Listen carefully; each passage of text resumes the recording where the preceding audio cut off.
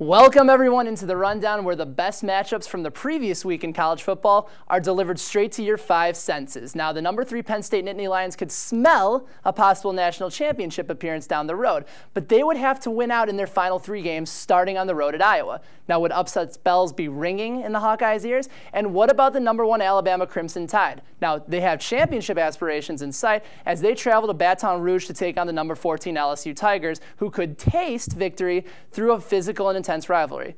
Did I forget a 5th sense? Oh, yeah. Feel these highlights. There's good old Joe Pa hobbling into Kinnick Stadium, still dressing sharp after 104 years on the job. Darryl Clark trying to get those championship aspirations alive. Here we are in the 4th quarter. Sean Green, 14-yard touchdown run.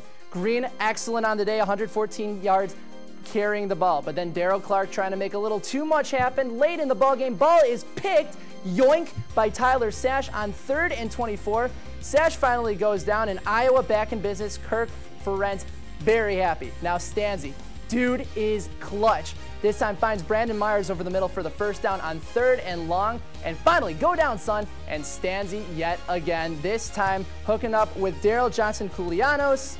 This would lead way for the field goal unit where 31 yards away, Daniel Murray knocks it up and in. Iowa stuns Penn State. At home, they win 24-23. Don't pay attention to that graphic. It is wrong. Nick Saban coming back to LSU. This is universal in all languages. Boo! First play, John Parker Wilson runs the ball in from 1 yard out. Touchdown, Alabama. And he's like, call me, ladies. What's up? The next play, Jared Lee bombs away to Demetrius Byrd. What, you haven't heard? The Bird's the word in LSU. It's now 7-7. Now Lee handing off this time to Charles Scott. Scott running, feeding on grass.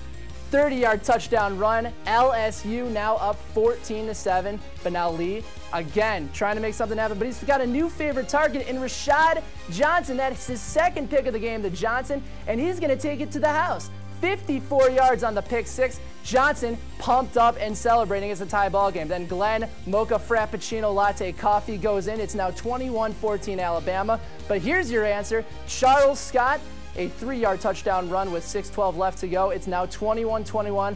But John Parker Wilson finds me and Julio down by the schoolyard. Jones with 1:04 left to go. Now a 29-yard field goal. Lane Tiffin to win it, but it is blocked. What? Oh, goodness. Is this the Saban curse about to come to fruition?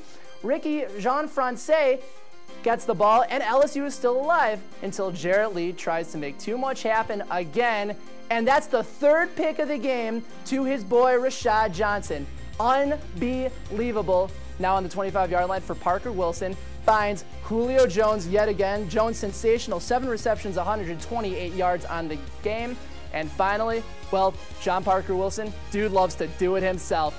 Wins the ball game, well, as long as the referees call it a touchdown, and they do.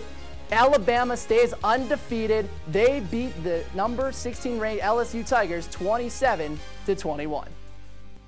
Well, I guess the question is, so what happens now? Number 1 Bama plays host to Mississippi State, who is 3-6 on the year, but have beaten the Tide the last 2 years. Meanwhile, a team that just might make it if the dominoes fall correctly is number 4 Florida. They're 8-1 on the year. They're going to take on Steve Spurrier's South Carolina squad in a homecoming game for the Swamp for Spurrier. Now, Florida's going to win, but this one will be real fun to watch. I'm Ben Heisler, and even though the Hoosiers won't win another football game this year, everyone's a winner when you watch the rundown.